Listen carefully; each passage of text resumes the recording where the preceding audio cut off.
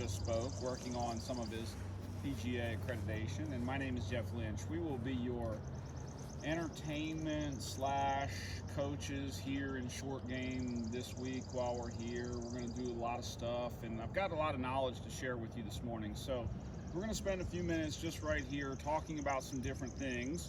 You guys have the privilege of watching Evan hit some shots here, and you do have an assignment as he hits some shots.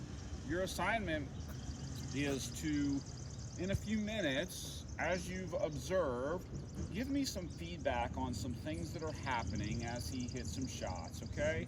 So at some point, yep, you can proceed there. At some point in your golf career, I would coach you guys to do exactly what you're seeing him do. Oh, goodness gracious.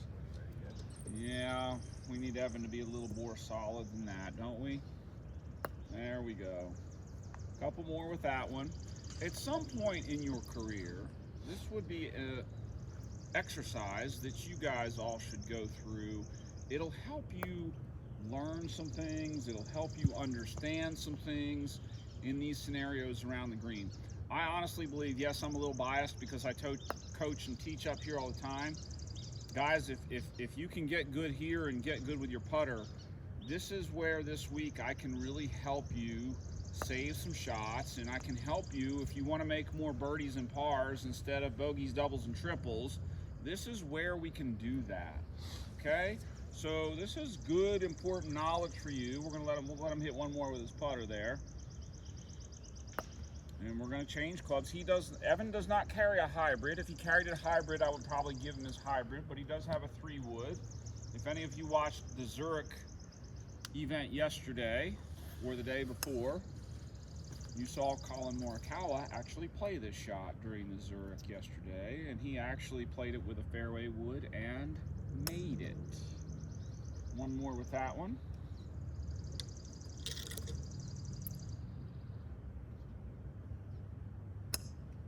Okay. 4-iron. Would any of you ever hit a 4-iron from here? I don't have one. You don't have one? Yeah, that's fair. Do you have a 5-iron? No. No? Okay. I might after this week though. I have trouble hitting my irons. Yeah. Took them out. You might make some additions. All right. So here's a 4-iron. One more with your 4-iron. And you guys, again, I start to getting to the point where I need some observations from you guys. He's hit a putter. He's hit a fairway wood. He's hit a 4-iron. One more with the 4-iron. What are some of the things that you're noticing? The distance is different. The distance, in what regard? Yeah. Just the golf balls going different places? No, it's shorter with the putter and go farther with the 3 and the 4. Yeah, so some of the putts he didn't hit the putter very hard. So he has to navigate some longer grass and a little bit of slope with the putter. So I think that's kind of what you're seeing there with the putter. Yeah, and he's being honest. He didn't hit them. Some of them he didn't hit very solid either. What else? Ooh, I like that one. The same, and can we be more specific with that one? The same in what regard? Tempo? Yeah, I'm still looking for something else. His arms come back the same. Okay. So would you guys say they're short swings or long swings? Short. Yes, very much short swings. That's important to understand and important to learn. Short swings. Why short? Well, first of all, we're not that far of the green, and second of all, it gives him more control. Okay, so that's important. What else? Keep going. Like he does like a balance. It's not steady. Yeah, kind of back and forth. Yeah. Kind of neutral, yeah. Okay. Anything else? Where are most of the balls ending up, guys? On the green. That is a super, super, super, super important observation and answer, guys. That might be my #1 rule.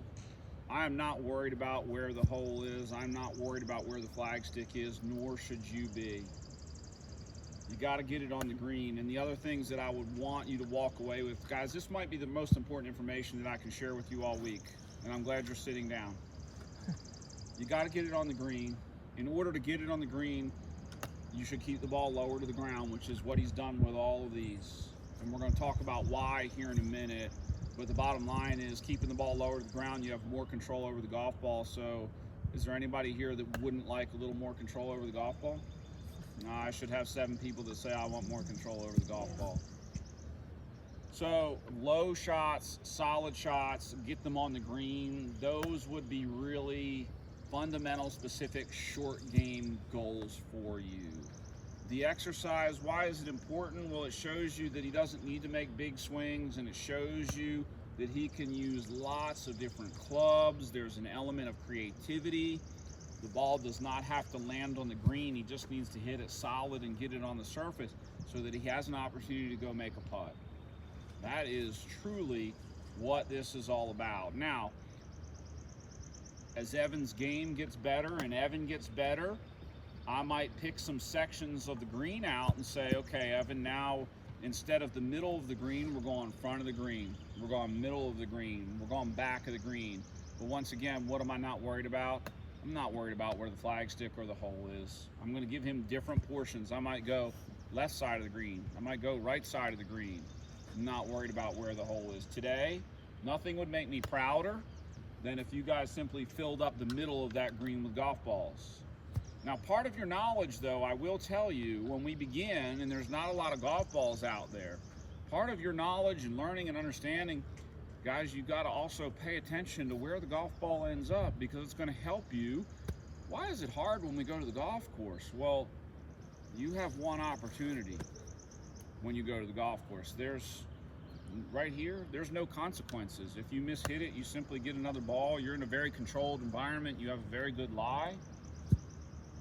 It's a lot different when you only have one swing at it, and that's what we're working towards. Is this afternoon we're going to have a little bit of a competition, a little bit of test, whatever you want to call it, but you're just going to have one opportunity instead of a whole basket. And some of this needs to travel and stick with you. But again, by way of review, low to the ground, solid shots, get them on the green.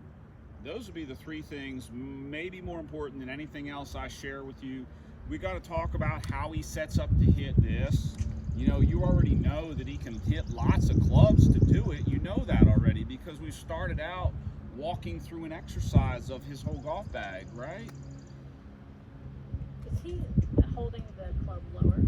We're going to talk about all that in a minute. We have one last thing we need to talk about before we get to that. So when we play golf now, here's part of the difficulty. The cart path, it's way over there. So we've got to park over there, and then we've got to come down here and play a shot. And a lot of the players that I coach are guilty of this, and I probably have been a time or two, but we leave the cart up there, and we definitely bring our putter. And what else do we bring most of the time? Pitching wedge. One, I wish it was a pitching wedge. I'd be a happy guy if it was a pitching wedge.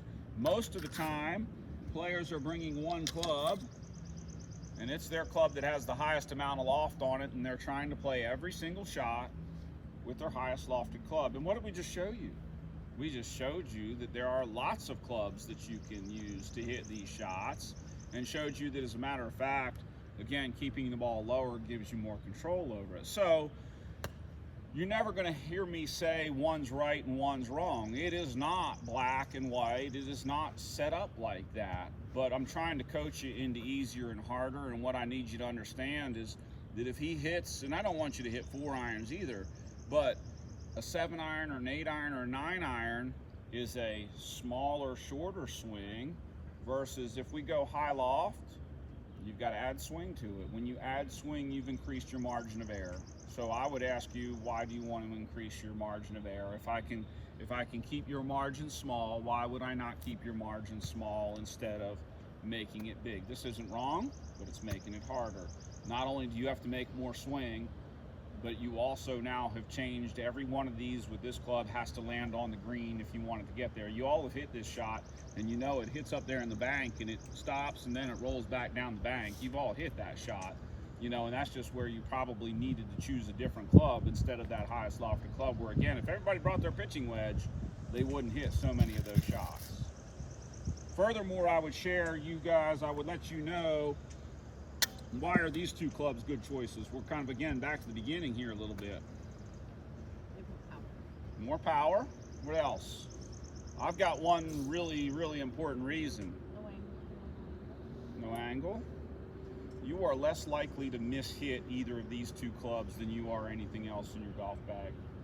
And with that big sole on the bottom and getting this club to swing across the turf this way, I'm not saying you can't miss-hit it, but you are less likely to miss-hit either one of these than anything else in that golf bag. So once again, I would say, why wouldn't we?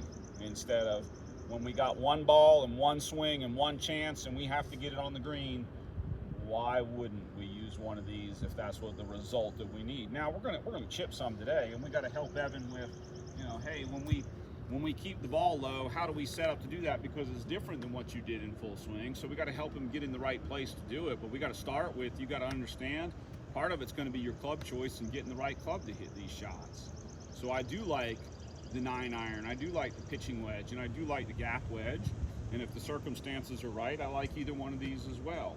There's nothing right, nothing wrong. You should be creative and use different things, but you have to learn, I got to get it on the green. I need to hit it solid, and I should keep it low to the ground. That's what I want you to walk away with. And we're going to talk about hitting it a little higher in the air too, but let's help Evan now. Let's help him if he's going to set up to hit a low shot. How is he going to set up to hit a low shot? So he's going to face you guys this way. You just came from full swing. Did anybody hit a driver? Usually not, but you know, maybe you hit a hybrid or a fairway wood. When you do, you can have your stance as wide as you would like to have your stance when you hit those shots. So, you know, you guys were at least probably like this with the width of your stance up here. What kind of swing have we talked about making so far up here to this point? We've talked about what? Little short swings. So I'd like your feet to match up with your golf swing and have your feet close together. All right, so it should match up with your swing. The other thing that it should do is make it easier for you to see where the ball goes. And when he sets up with his feet close together, as long as he puts the ball down there between his feet, it can't be too far off. I just don't want it to get on your right toe or behind your right foot or on your left toe or too far forward. Some people would say play it back in your stance, and I'm okay with that a little bit, but the reality is I can just do this.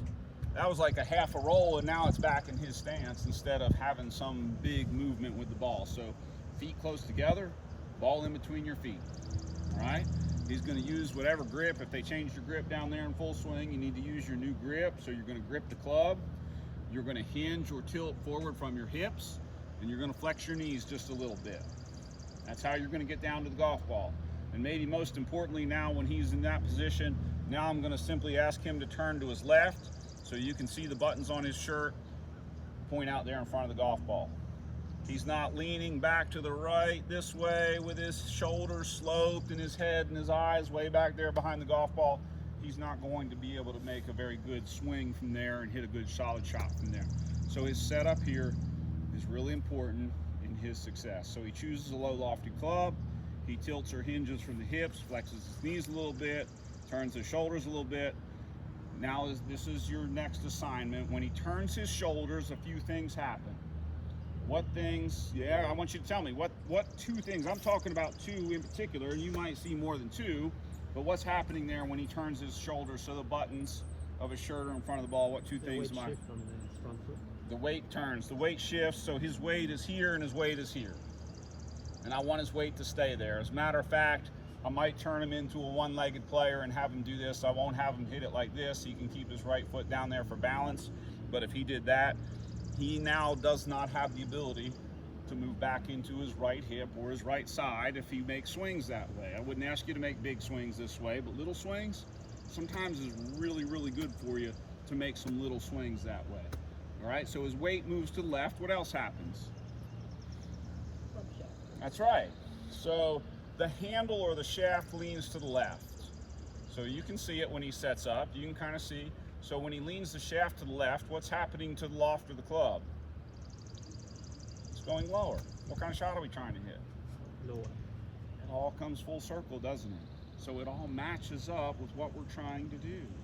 So yes, that's why we would set up that way, and that's why we want those things to happen. Now, he's going to make a few swings, and now I have to use a different sense. You're going to use your ears here and tell me what you hear. Brusher. What's that? What's he doing every time? He's hitting the ground. So that's a pretty important component to you being successful. The bottom of the club has to interact with the ground or the turf. And the reason why when the bottom of the club interacts with the ground, it moves the strike of the ball up into the right place. If it doesn't, you might hit this one. You want the good news? The good news is if you do it and you hit it here, it still might end up on the green. The bad news is it's probably not going to feel very good. It's not going to go up in the air, but it still might end up on the green if you've chosen correctly with the golf club. So a few more there. So he's going to tilt from his hips, flex his knees, turn his chest. And when he swings back, all he's doing with his backswing, turning a little bit with his upper body, brushing the ground and turning forward. And there is little to no wrist hinge when he does this. So he's not using, show me wrist, yeah, he's not using his wrists like that. That is doing a couple things. It's speeding up the swing. Guys, I don't need you to swing really fast. This is not power. This is finesse. This is what this is. What you just did, that's power. So finesse is slower and softer so that you can do what? Hit it into the middle of the green, coach. That's right. You knew the answer to that question. So he's a little turn back, no wrist hinge, brushing the ground and turning forward. So now you kind of know, I mean, this is how he hit all those shots. They're short swings with lower lofted clubs. Which one, is that still your 8-iron? Yes. I'll give you something with, I'll give him his pitching wedge, something with a little more loft. He's hit a lot of shots there for us. We'll go a little more loft there. So he's got his pitching wedge. So depending on where on the green he wanted this ball, so yeah, that one's backside of the green or over the green, because where did it land? It landed in the first third, and the pitching wedge is still fairly low lofted, so that ball was traveling. That would be good for the center, and it landed right at the front edge. Now, if I asked Evan, if I said, well, I want you to hit it to the front of the green, does the ball land on the green or not? No. It does not. So those are some things you need to be thinking about. Not necessarily looking for y'all to hit 4, 5, and 6 irons up here today, but I wanted you to walk through the exercise and see the creativity and that there's no right and wrong for what you're doing, and furthermore that, you know, lower is better. So your hybrid and putter, if the opportunity presents, those are really, really good plays, because your job is to get it on the green more than anything. All right, so now he's using his chipping stroke. He's got his feet closed, tilted, little backswing, no wrist hinge, brushes the ground and turns forward. That's how he's keeping that shot low and hitting that shot. It's the shot that I would coach you should be your go-to, your plays on the golf course. I don't find bunches of circumstances where you need to hit it high and soft. Course 2 is getting harder and harder every day. So right now with the US Open approaching, you might need to hit some of those shots on course 2. So believe it or not, course 2 today versus course 2 in June, when the best in the world come, it will play 15 to 20 shots harder for the US Open than it does on this day right now. I don't know if any of you are playing this week while you're here. Maybe you are. It's true, it will play that much harder during the US Open than it does right now. So it will get, you know, the greens get much firmer and much faster. So if we find ourselves having the opportunity to play a golf course like that, I don't know where everybody's from, but you know, if you got to play Oakmont, or if you got to play Winged Foot, or if you got to play Augusta, the greens would be much firmer and much faster. And you might say, well, coach, what if I need to get the ball up in the air a little bit more? Because there could be a circumstance. We won't say that there's never a circumstance. I'm just saying it's low percentage when you need to do that. So let's be clear about that. So if Evan found himself in that situation, the first thing he would want to do is go to his highest lofted club if he wants the ball to go up in the air. So he's going to kind of face you guys again, and you can see that he's making more swing. So what's going to change with the width of his stance? Wider. Doesn't have to be so narrow. He's adding swing. He's adding turn with his body in the backswing, stretching his arms, and maybe most importantly, he's adding wrist hinge to it now. Now, I will tell you that when he does this, go ahead, set up for me.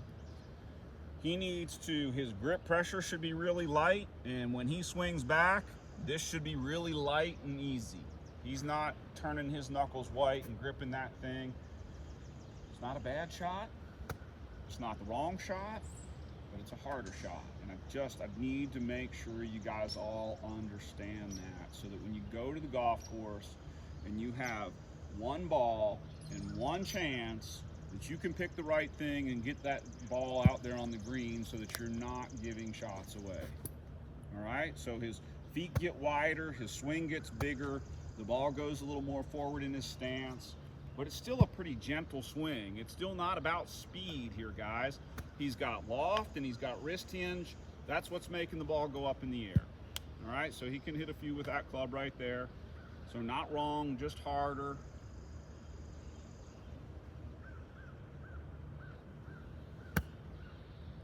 Just easier to miss hit and tougher to control the distance. And that wasn't his best one, but it wasn't too far off, was it? No, it wasn't too bad. But just different from what he did before. All right, so what about questions or comments from you guys? What if you're doing that on a deep grass? If you got to hit that shot? Yeah, well, yeah, let's say you have to go up because it's not going to go through the grass you're playing. Yeah. And he's also in deep grass. So, well, let's say, so in other words, he can't land the ball short of the green. He has to land it on the surface. Right, but he's also hitting the So, you know, I'm definitely, here's the interesting thing about that for me. I've played with players, and you guys have played with players that say, I don't make any practice swings. You guys have done that, or you play with players, and especially if I find myself in a swing, I mean, I want to make practice swings if I'm on this turf right here, and I want to make them even more if I'm in that, because I want to see what's going on and feel what's going on down there with the golf club, because the reality is you're probably going to need a little more speed. You're going to need the loft, so highest lofted. You're going to need the speed, and you're going to have to identify if that grass is really long, that ball could sit way down, it could sit in the middle, and it could sit on top. So a little also dependent on, you know, I got long grass and the ball still could be down low or in the middle or on top. So dependent on that as well. It definitely changes my landing area. I mean, even more important in that scenario, to get the right loft, to get the right amount of speed, and get it on the green. Because ultimately, by the lie, the shots become harder because of the lie. And you can't putt it. You've lost all the opportunity to do some of that other stuff. But what my main point, the main part for me to get you guys to understand is, it is a harder shot. And it's even more important. I can't stress the importance of keep it on the green enough. In that scenario, I got to even work harder because I don't have as much control over the ball when I get all that grass between the face and the golf ball there. So I'm going loft, and I'm probably going speed, and I want to know what it feels like when I make some practice swings. I'm going to probably try to land it for sure on the green, but not too far into the green, so that I can manage it and keep it on the surface. That's one, you know. Here's maybe the last thing I'll say, and again, you guys can ask some questions. There is no substitute for practice, for you guys getting out here and hitting shots and having contacts with the golf club. There's no substitute for that. So not only practicing today, controlled environment, good lies. After lunch, it's not going to be so controlled, so you're going to need to retain or maintain some of your knowledge, and then finding some of those lies that would be like that. And sometimes that's tricky to find some of those, but you know, it's a harder thing too sometimes to say, ooh, I want to go practice some bad lies today, because they're not as fun to practice as the good lies, but certainly would encourage that, and even if you got to find them on the golf course. Okay. I got a question, because that's what we get in some. Oh yeah, you got to find some. So it's the same setup and same swing, it just may be a little bit more power. Yeah, because I want to feel how that club's gone through there. I don't want that to be stopping or slowing down because that long grass is grabbing the club head when it gets down there. I'd also be careful about the face closing too much, and that's part of why I would use the more lofted club right there as well. So in that situation, I'm sorry it's getting away from this grass, but exactly what you're saying, the club head closing. It can. Do you tend to aim a little right? I might aim a little bit right. I might, you know, again, it's so circumstantial. I mean, really the true answer, there's two words in a lot of questions that you all ask, and it comes down to, it depends. It depends. And there's so many variables, but yes, I could potentially open up the face. I could change my aim a little bit.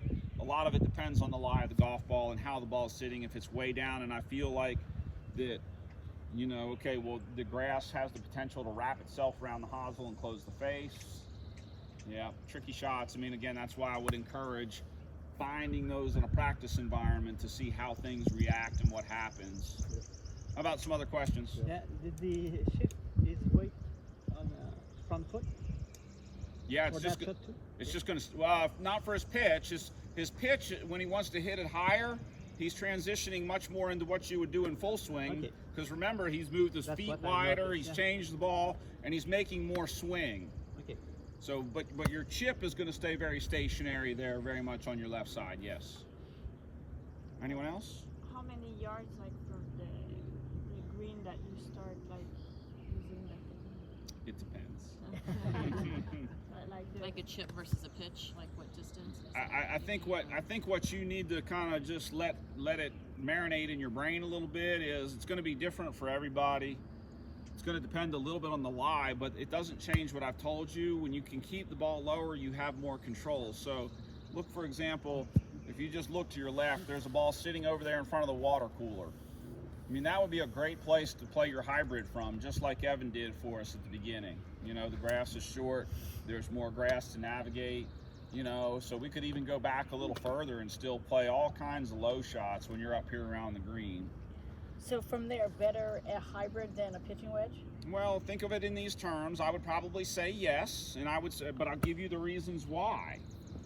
These two clubs, not impossible to miss hit, but less likely to Got it. miss hit. Number one.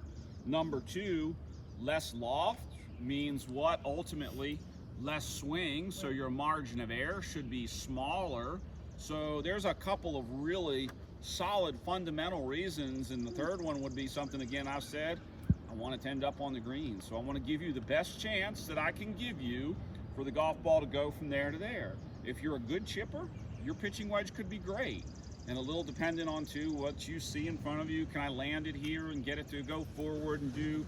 So as I've asked you to do, part of your assignment, as you start and there's not a bunch of balls out there, pay attention to what the golf ball is doing it when you're hitting it, because there's learning with that, oh, if I've got my 7-iron, it just does this, and so that you can relate to that when you go to the golf course. So, you know, coaches aren't going to be there all the time to say, well, you should hit this or this. Eventually it's going to come down to you guys, and you guys understanding that knowledge and being good with that knowledge so that you can do those things. Get it on the green, keep it low, and hit it solid. Those would be the goals. Main goals. Might be the most important thing you learn all week if you take that knowledge away. Anybody else? All right, so we're gonna start right here. You can bring whatever club. Some of you brought your golf bag. You know, we want you to hit lots of shots. I mean, Evan and I, we're going to kind of focus a little bit more on the chipping technique today, but you feel free to try some of those other shots as well.